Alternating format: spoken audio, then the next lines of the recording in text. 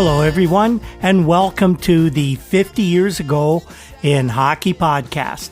In fact, this is the 53rd weekly episode of the 50 Years Ago in Hockey podcast. Hard to believe we've done that many already, over a year now, but it's been a great time doing it. I'm your host, Rick Cole, and each week I take you on a trip down memory lane, back 50 years, and we report on the hockey and sporting news from that time period. In this episode, we're looking at the week of October 25th to October 31st, 1970. This is the part in the show where I usually like to plug our two sponsors who enable us to keep this thing going.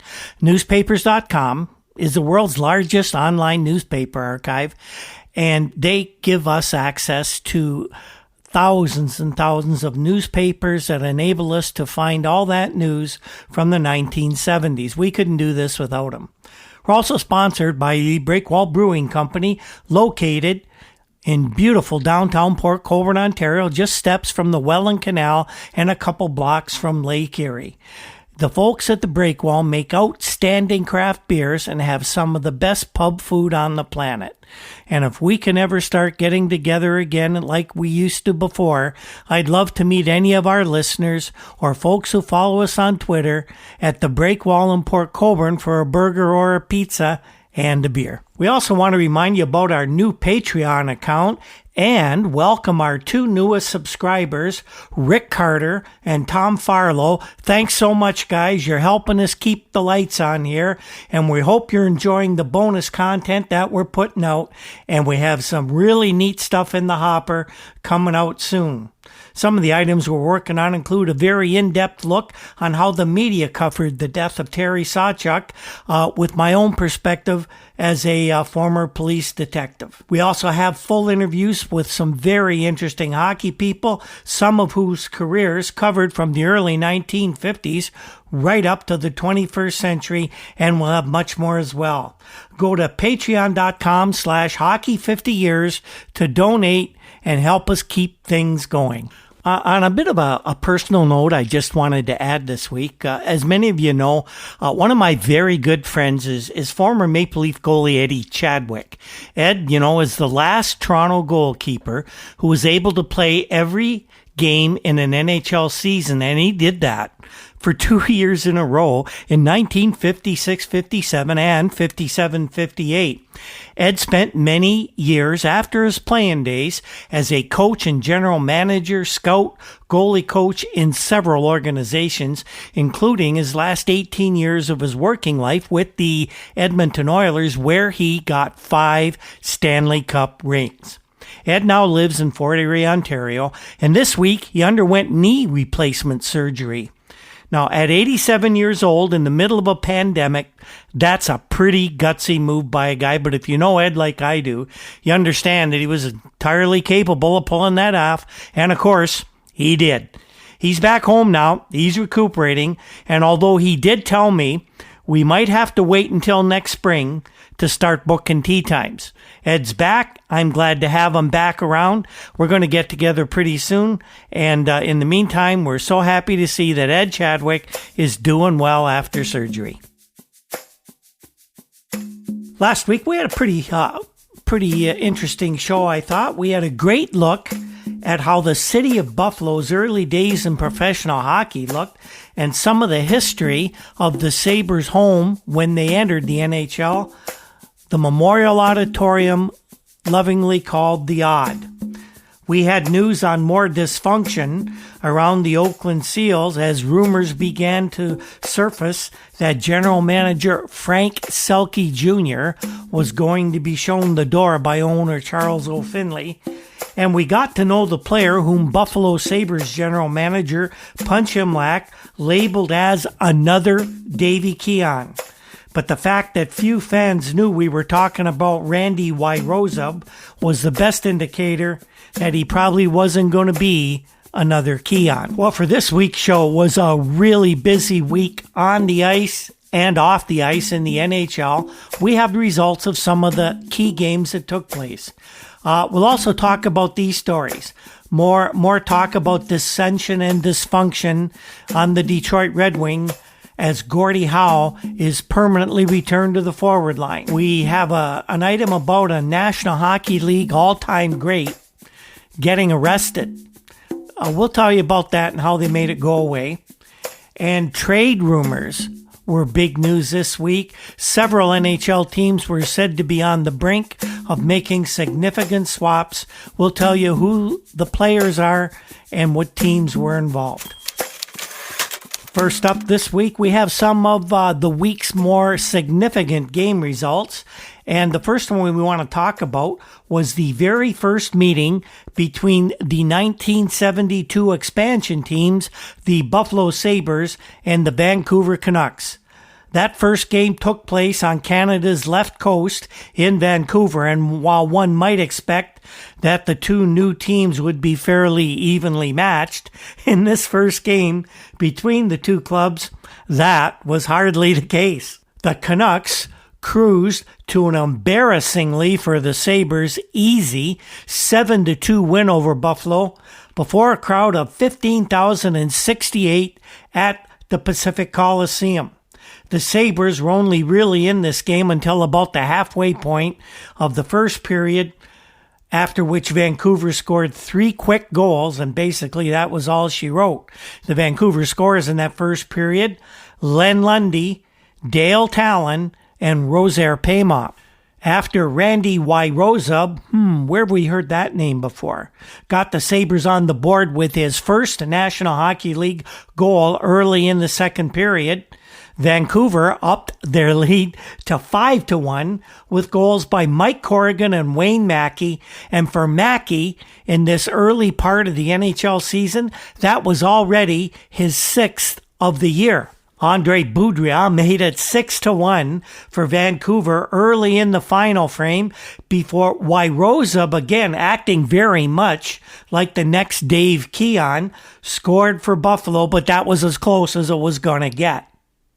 Barry Wilkins scored his second of the year at 12:30 of the third to round out the scoring and make the final 7-2 for Vancouver. And by the way, Wilkins is the guy who scored the very first goal in Vancouver Canucks history. And if you've been listening, you would know that we've talked about that. Vancouver had a very wide edge in the territorial play in this one, as would be indicated by their 39-30 margin over Buffalo with shots on goal. At one point in the second period, it seemed like they were shooting almost at will on Sabres goalie Roger Crozier. And if Roger had sued his mates for non-support in this one, there isn't a judge in the world who would have turned down that suit. At times, it seemed as if Buffalo was dazed and confused with no idea how to execute a defensive game plan, that is, if they even had one. They could maybe put it up to jet lag, maybe put it up to the change in time zones, I don't know, but the Sabres were not in this game. Little Charlie Hodge was in goal for Vancouver in this one, and he was very sharp. One of his better games in this early part of the season. The first period was where Charlie really came through. The Sabres actually outshot Vancouver 13-10 in the first, but most of those shots came before the 10-minute mark when the roof fell in for the Sabres. This game also marked the first head-to-head matchup between Buffalo's heralded rookie Gilbert Perreault and the Canucks' Dale Talon, who was picked second in last June's amateur draft behind Perreault. This round decidedly went to Talon, who had a very strong game, and that goal he scored was his first in the NHL, and Dale spoke about it afterwards. "It just felt fantastic," was Talon's first comment. He said he thought that when he shot it, someone actually tipped the puck into the net, and he thought, oh no, that's not my first. After the game, Talon was also asked what he thought about Gilbert Perreault, and he had a pretty interesting response to that question. Players back in those days weren't really coached in the media to be media savvy like they are now, where they just give you tired old cliches. Listen to what I don't have the tape, but I do have a transcript of what he said to reporters about Perreault. Talon starts by saying he played real well against us in junior hockey the first time we played them and in the last game. In between last year, he didn't do much. Dale was talking about their matchups. Both played in the OHA Junior A series in the 69-70 season. Talon went on to say, but he's a nice player. I'd like to play with him. Boy, I just give him the puck and go.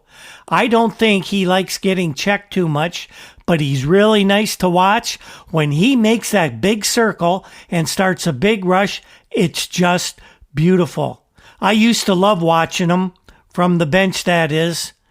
Dale went on to say, when you're number 2, you try harder. Dale was, of course, referring to the fact he'll forever be known as the number 2 choice in the 1970 amateur draft, but at least on this night in Vancouver, Dale Talon was number 1. On Wednesday evening at Maple Leaf Gardens, it was the Maple Leafs and Canadiens in a classic matchup, or at least what would have been a classic matchup in days long gone by. Both teams have recently fallen on hard times. Neither was a playoff contender last season. This year, the Habs have high hopes of returning to the National Hockey League Stanley Cup Spring Tournament, and the Leafs, well, they do carry similar aspirations, mainly because of the presence of the 2 National League expansion teams in the Eastern Division and the powerful Chicago Blackhawks moving out west. Realistically, however, the Leafs have looked nothing like a team that could finish in the top 4 in the division. While the Habs, they have shown some improvement this year, but the losses of John Ferguson and Ralph Backstrom to retirement have left them with what appears to be very little depth on the forward lines. At least it seems that way in this young 1970-71 season. So Wednesday night at the Gardens, before the usual packed house, in what had to be an unexpected turn of events, the Leafs lambasted Habs by a convincing 6-2 score, and no one saw that coming. Leafs led 2-1 at the end of the first on goals by Jimmy Harrison and Bill McMillan. Ivan Cornway had the Montreal goal sandwiched between those two. Montreal got as close as they would ever get in this one when Guy Chiron's first NHL goal tied it up in the second period, and that was the only goal in the middle 20 minutes. It could have been much worse for Toronto in the second period as the Habs outshot the Leafs 15-7, and it was only the standout goalkeeping of Jacques Plante that kept Toronto from falling far, far behind in this one, and Plante's work actually gave the Leafs a chance at 2 points, which they took advantage of in the third period. Plante continually frustrated the Montreal attack, turning aside shot after shot and almost performing as an extra defenseman, as Jacques had been known to do. He even intercepted a number of Montreal passes as they neared the cage he was tasked with guarding, and that really frustrated a lot of Montreal players. Jacques even ventured outside the goal crease to battle Habs forwards for loose pucks, laying a couple of rather gentle body checks on the pacifist Canadian attackers. This alone was a clear demonstration on how much Montreal is going to miss and is missing John Ferguson. If Fergie had been in this game, Plante would have had a much more significant threat to consider on his forays outside the goal crease. Toronto came out flying in the final 20 minutes, probably buoyed by the fact that they had escaped a very bad second period, no worse than tied.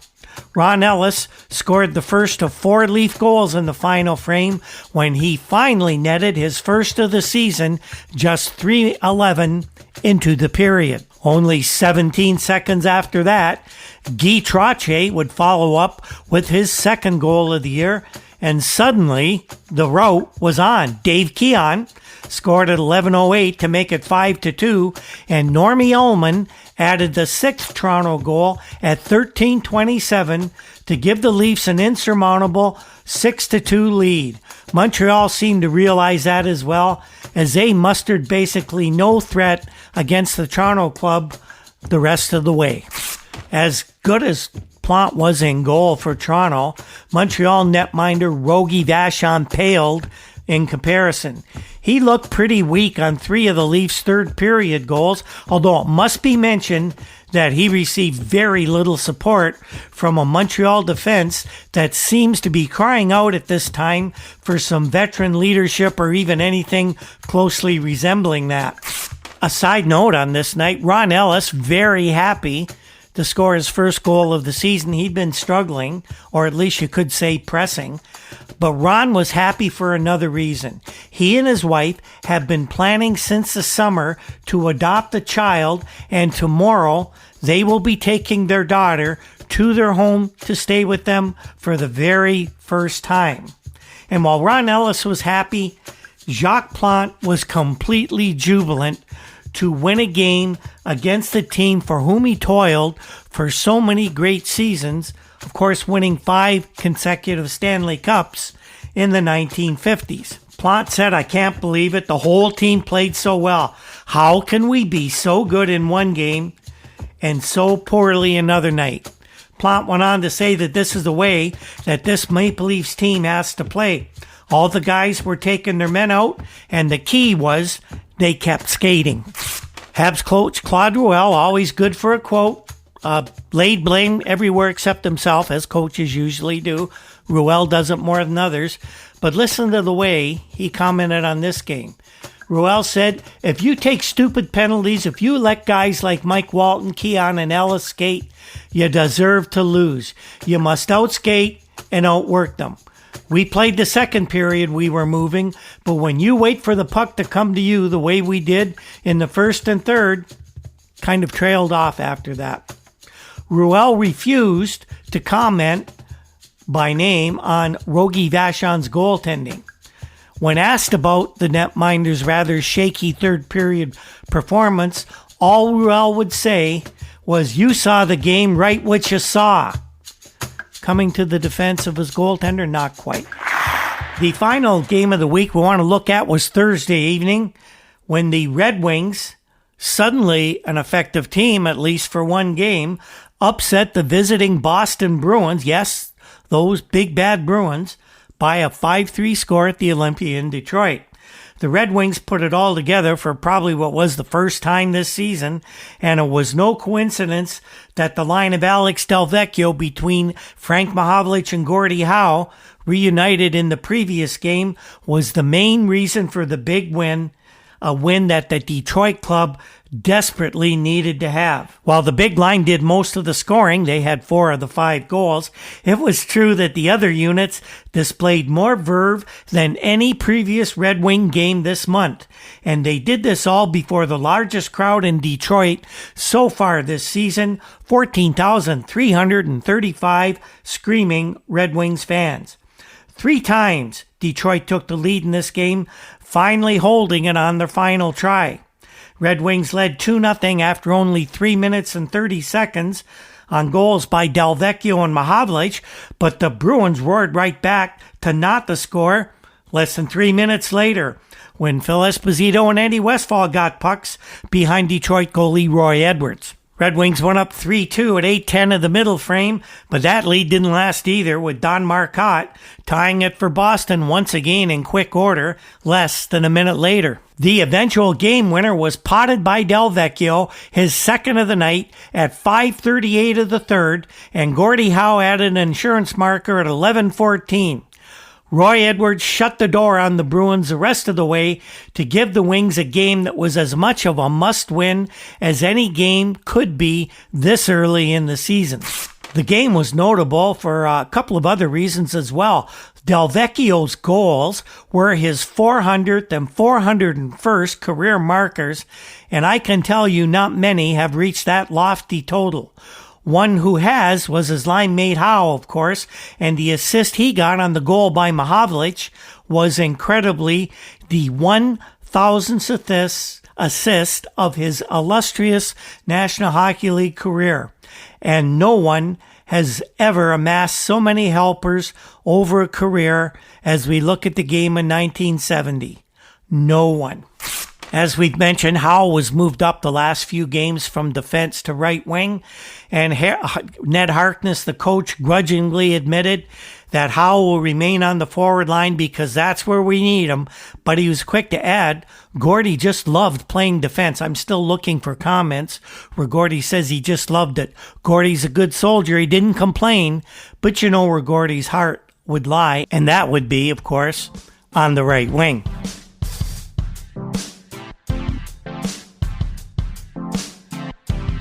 And that leads us to a little bit of a discussion on the Detroit situation right now. In these kinds of times when things are really sounding bad, history tells us it's rarely as bad as the scribes in the papers would have you believe, just as it's never as good as you think it is when things are going really well. But in Detroit these days, there seems to be a rancid odor emitting from the area of the Detroit front office, and something untoward is definitely going on there. And that's unsurprising whenever any endeavor is run by one of the Norris brothers.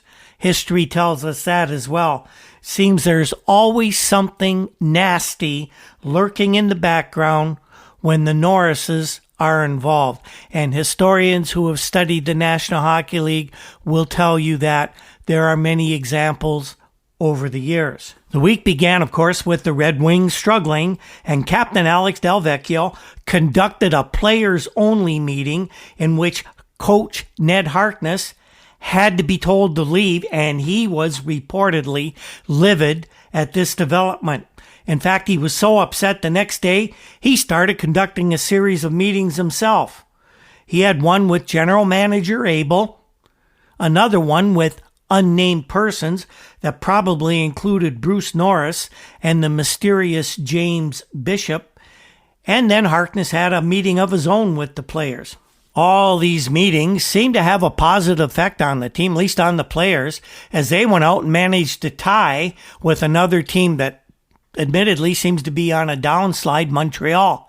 But later in the week, the Rangers took them out easily by a 4-1 score.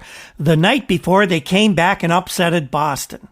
And while all this was going on, General Manager Sid Abel was busy trying to acquire players who might improve the team's play, and Detroit Free Press columnist and hockey reporter Jack Barry had this assessment of the Red Wings trade prospects and some comments on Harkness, and these comments are not way out of line. Barry wrote, Ned Harkness is the new coach, and he doesn't like looking bad. He's never had a team that lost as many games as the Red Wings have already lost. He never had a penalty for too many men on the ice in the college games he coached. But that has happened 3 times already this season. Jack is mentioning maybe Ned is a little out of his element, maybe in over his head, trying to coach at the speed of NHL games. Barry went on to write, Harkness is mad. He didn't expect to win every game the way he did at Cornell, but he sure didn't expect to lose so many so soon. So Barry asked the question, what can the Red Wings do? Who could they trade to get a player or players who might make a difference? Would they trade Mahovlich or Gary Bergman, who's their best defenseman? Would they trade the rising young superstar Gary Unger, who looks like he's going to be butting heads with Harkness on a regular basis? They had a chance to trade Unger for Derek Sanderson in the summer, and they turned down the offer. They could really use a Sanderson type of player right now. Sanderson, of course, is tough, aggressive, and good. But he'd get along with Ned Harkness a lot like the Hatfields get along with the McCoys. The point is, according to Barry, it's easier to say changes will be made than it is to make meaningful changes. Threatening often and doing nothing is like the boy crying wolf. The Red Wings have cried wolf too often already this season, and teams are going to be reluctant to do anything to help this team while they're down. Sid Abel told Jack Barry that he'd been talking to a couple of teams, but that no trades would materialize until he had a chance to talk to owner Bruce Norris. Now that could indicate a couple of things. One, that the deals being considered are of such a major variety and significant enough to warrant owner involvement. Or it could mean that Abel's hands are tied, and even a minor move has to be run by Norris, who is sure to consult with his boy Bishop and his other boy Harkness. And it seems to us that this Bishop guy seems to have a lot of influence with the owner, and he might be running things in the background. Sid Abel may be nothing more than a figurehead in the Detroit front office, and that would be a damn shame. By Friday, Sid Abel said that he did have a deal in place. He had talked to Bruce Norris about it. It was a substantial deal, but there was something that was holding it up. Well, by Saturday, we learned the something that was holding it up was that it was a trade with the New York Rangers, and center Peter Stemkowski was part of the deal, but he was refusing to report to the Rangers. Jack Barry was unable to determine who the Rangers would send to Detroit, but Barry did ferret out the information that it was Stemkowski who didn't want to leave the Red Wings. Well, the Toronto Star in their Saturday edition did manage to get the names of the Rangers who would go to Detroit. They were young center Don Luce and defenseman Larry Brown would be the Wings' new players in exchange for Stemmer. You know, it seems these days that the Red Wing players aren't willing to cooperate with team management, even when they're given a chance to escape the sinking ship, the mess that the Red Wings had become, and move to a surefire contender. At least that's what it looks like in Stemkowski's case. There'll be a lot more on this Detroit mess as time goes on in the coming weeks. While the Red Wings were trying to make inroads on the trade market, they weren't the only team working on player transactions, as rumors were swirling in several National Hockey League cities. With things going badly in Toronto, it's a natural move for the Maple Leafs writers to begin speculating on possible deals. Toronto writers never met a trade rumor they didn't like. And who better to ask than the players who might be involved in such deals? Red Burnett of the Star went to the Leafs' Mike Walton, whose name has long been the subject of trade rumors, and Mike did not shy away from the question, but he didn't lay blame on the Leafs' plate on either Coach John McClellan or Jim Gregory, and he didn't talk about being traded, which was a question he was asked. He told Red Burnett that he really wasn't opposed to moving from center to left or right wing and take a turn on the point on the power play. That was the move he was comfortable with. He skirted the issue of the trade rumors very adroitly. One Toronto writer, Dan Proudfoot of the Globe and Mail, talked about trades as well, but it was a trade that took place last summer that caught Dan's eye. He looked into the deal that sent Murray Oliver from the Maple Leafs to the North Stars in one of those transactions that listed future consideration as the return going to the Maple Leafs. Toronto never bothered to announce what they were receiving for the veteran Murray Oliver, and that's a very curious move. If you know Jim Gregory, Jim would always have a press conference and he would keep people well informed in the deals that he made. Well, Mr. Proudfoot had a look at the brand new, just issued National Hockey League record and guide and noticed that that esteemed publication had the details of the Oliver trade. The Leafs acquired forwards Terry O'Malley and Brian Conacher, whom they owned originally, as payment for Oliver from the North Stars. Neither of these guys were ever likely to play for the Leafs again, while Oliver was doing a decent job with the North Stars. And you say, why would Jim Gregory make a deal like that? Well, the fact that it was never announced and the fact that they got so little in return for a useful National Hockey League veteran tells me that Jim Gregory did not make that trade. Another example of owner meddling in a general manager's duties. The Oliver trade has Stafford Smythe's fingerprints all over it. Smythe at a sports banquet in the spring before the deal labeled Oliver a loser. Basically said he didn't want him on the team, and a week or so later, Murray was gone. You would think that Stafford Smythe, when he sees the results of the crap that he pulls, would let his own people do the work that he pays them to do.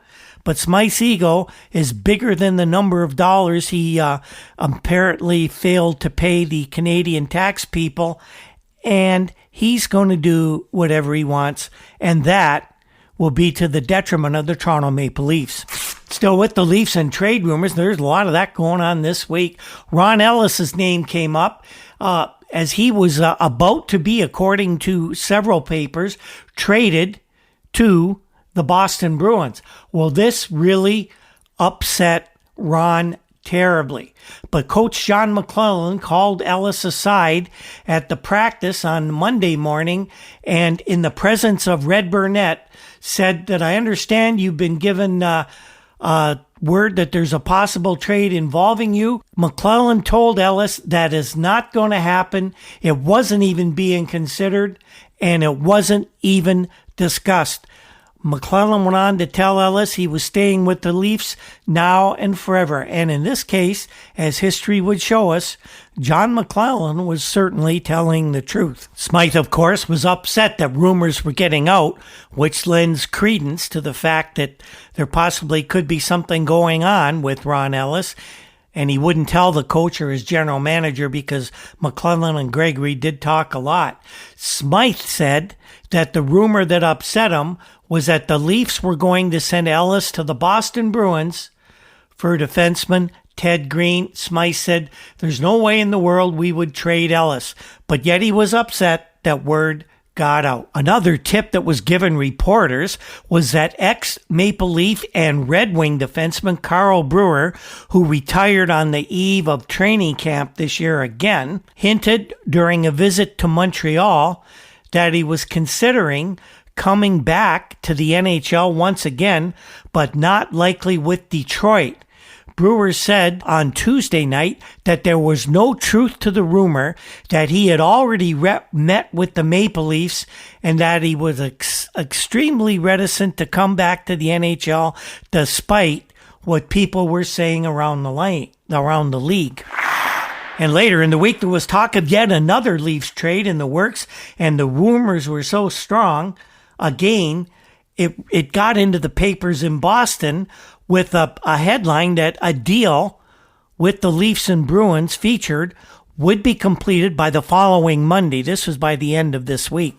One of the stories had a three-way trade happening involving Boston, Detroit, and Toronto, and one writer in Boston claimed it was just hours away. Jim Gregory did admit he's called 9 National Hockey League GMs to talk trade because the Leafs do need help, but he insisted that neither Dave Keon nor Ellis was the subject of any of those conversations.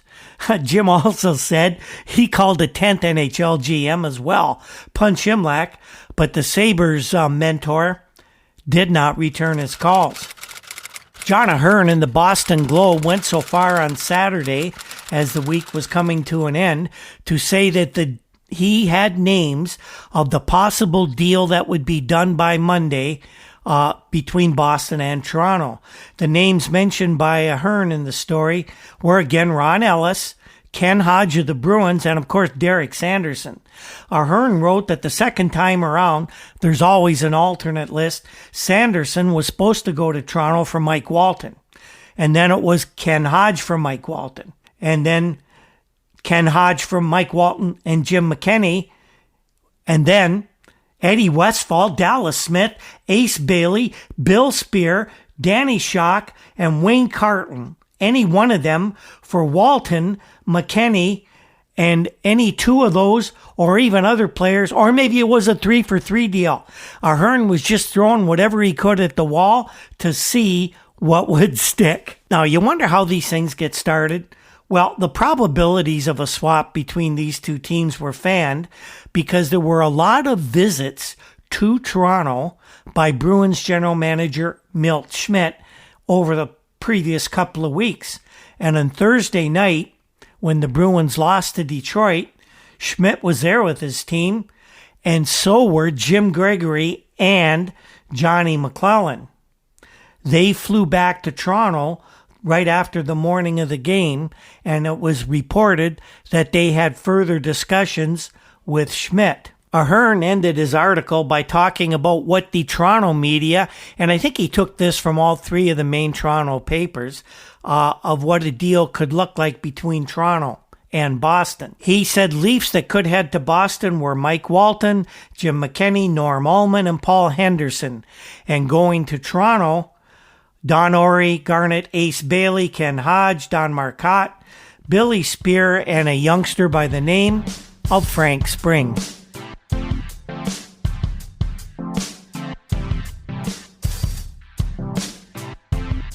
And out in Vancouver, there were trade rumors as well, and General Manager Bud Poile had to go on record to quickly quell a rumor floating around in Vancouver that Ralph Backstrom, the retired center of the Montreal Canadiens, had been or was about to be traded to the Canucks. What sparked all the flap was Backstrom himself told a reporter in a telephone interview that he and his family were moving to the West Coast, and if he were to return to hockey, he would have to give Vancouver strong consideration. Well, of course, nothing like a good rumor to really get the readership up in the local paper, but sometimes you have to dig a little bit to find out what's really going on. Ralph Backstrom is thinking about taking a job in Vancouver with a brokerage firm out there as he endeavors to forge a life outside of hockey. Now, the word got out somehow that he was talking to a firm in Vancouver, and he was asked by a Montreal writer about a move west, and in answer to a question, he gave a very honest reply. If he were already living in BC, working in private industry, the Canucks might be an attractive addition to his full-time job. Bud Poile, of course, said he knew nothing of any deal for Backstrom, and it wasn't even something that he had discussed with Montreal at all. And given the circumstances, that makes sense. Bud wants to make sure he's not being accused of tampering in this instance, and we believe Bud Poile wasn't here. Backstrom, by the way, was contacted by writers in Vancouver and confirmed that as far as he was concerned, there was nothing to that story, which, by the way, was in the Montreal Star. Before the end of the week, of course, all the Vancouver papers and many other papers, even the Canadian press, were carrying stories about Ralph Backstrom wanting to go to Vancouver when that was a story that just snowballed out of control. Ralph never said that, other than he wanted to go to Vancouver for reasons other than what involved hockey. But Tom Watt of the Vancouver province said by the end of the week that the Canucks certainly could have Ralph Backstrom if they wanted him, and the price would only be a couple of draft picks. But that was a price Bud Poile would or should be unwilling to meet. We have a few news and notes to close out the week's news. Doug Harvey, former National Hockey League star, pleaded guilty this week to a charge of carrying a concealed weapon without a permit, and he was given by the judge a suspended sentence. Doug, who's 45, for many years the best defenseman in hockey with the Montreal Canadiens, was arrested at Uplands Airport at about 4:30 a.m. when an RCMP constable found a loaded revolver in Doug's briefcase. The police explained that an examination of the briefcase was pretty routine in light of the early hour of the day when the airport is pretty much deserted, and of course with increased security precautions prompted by the terrorist kidnap and murder of Quebec Labour Minister Pierre Laporte and the kidnap of British trade envoy James Cross. Harvey said two other persons had flown in a private plane to Ottawa from Montreal at about 1 a.m. Wednesday, and according to police, were on the town for drinks and Chinese food. Why not? Now, Harvey said he was carrying the gun for personal protection after he was assaulted while running unsuccessfully for a city council seat in the Montreal civic elections, what took place this past Sunday. Now, Doug in the election, as we mentioned, was assaulted, and that was true.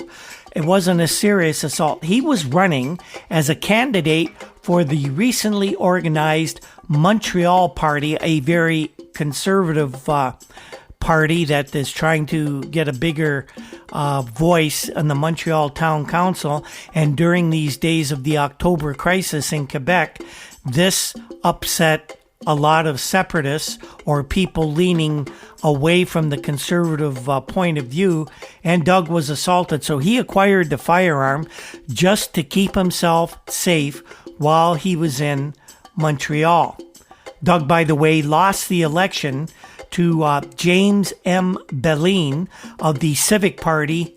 Belin had 19,377 votes. Doug, 5,189. The person who represented Doug at his court appearance was Jake Dunlop. Now, Jake is a former CFL player for the Ottawa Rough Riders and Toronto Argonauts, and he got his law degree, and he went to court with Doug, and he was the one who got the charges and the punishment suspended. A little more hockey and court news for you. Blake Dunlop is a young forward with the Ontario Hockey Association Junior A Ottawa 67s. Well, this past weekend, he was arrested by the cops and charged with possession of marijuana and hashish. Blake was taken into custody, immediately appeared in court, and immediately pled guilty and was fined $50. Claude Provost is at a whirlwind autumn, I would say. He retired from Montreal Canadiens, was then appointed a player/assistant coach with the American Hockey League Montreal Voyageurs. Claude didn't like that role and he left that job.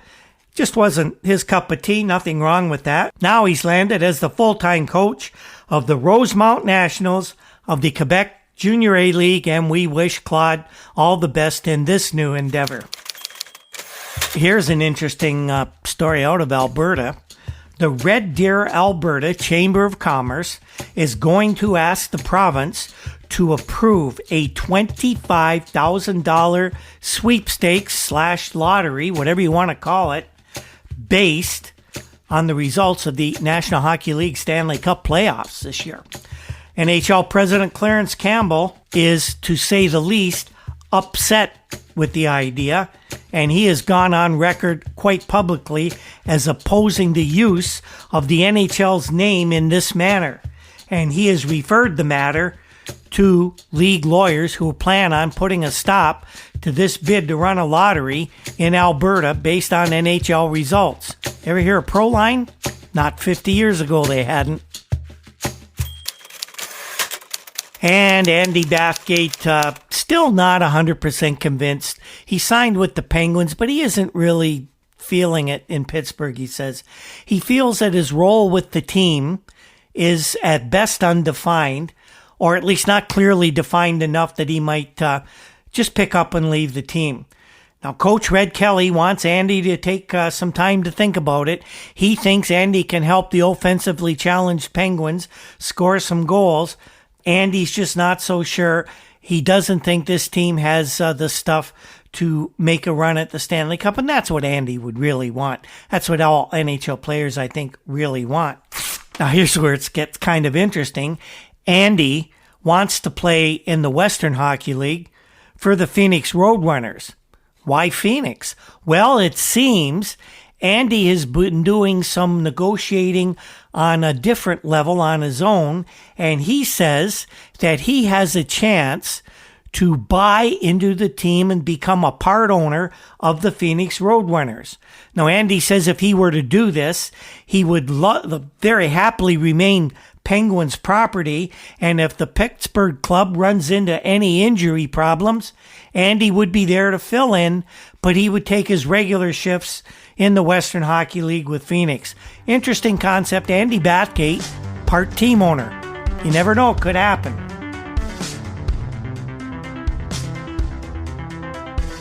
So that is our show this week, everyone. And what did we learn in this final 7 days of the month of October 1970? Well, we learned that changes could be coming to the Detroit Red Wings, but what they might entail was very unclear. What was clear is that it really wasn't clear who was running the Detroit Red Wings these days. A National Hockey League all-time great got arrested, sort of.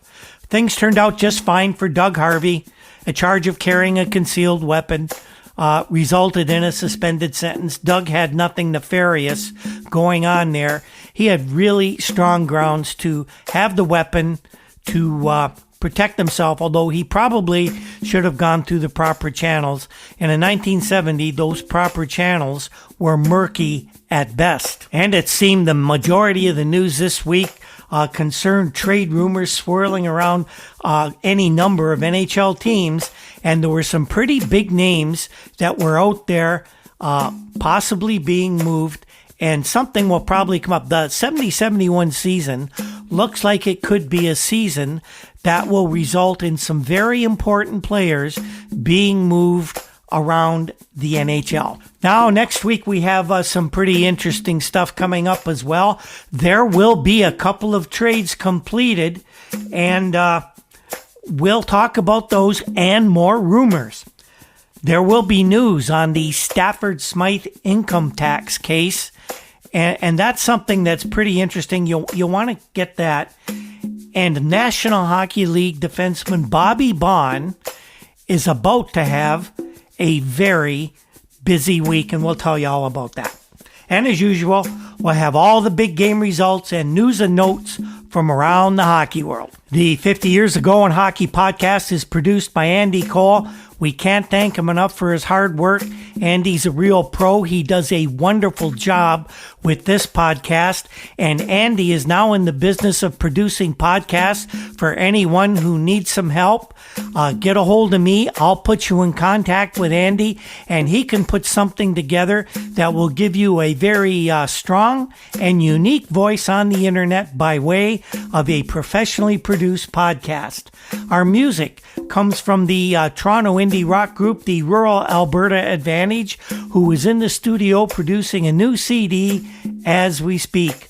Other music in the show and sound effects are by Andy Cole as well. Our research comes from files from the Toronto Star, Toronto Globe and Mail, and of course, the many fine publications found at newspapers.com. You can find us every day on Twitter at Hockey50Years and on Facebook under 50 Years Ago in Hockey. We have a WordPress site as well, Hockey50YearsAgo.com, where we give news on the podcast.